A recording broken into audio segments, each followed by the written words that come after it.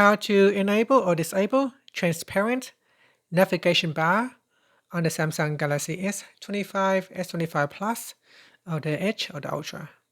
First, tap on the home button to return back to the home screen. And from the home screen, swipe down at the top to open up Quick Settings.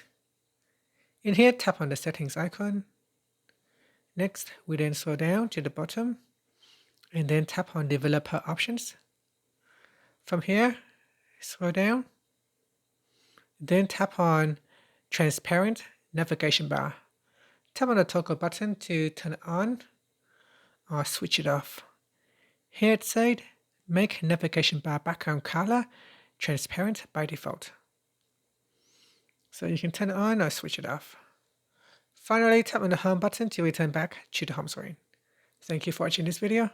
If you find it helpful, please like and subscribe to my channel for more videos.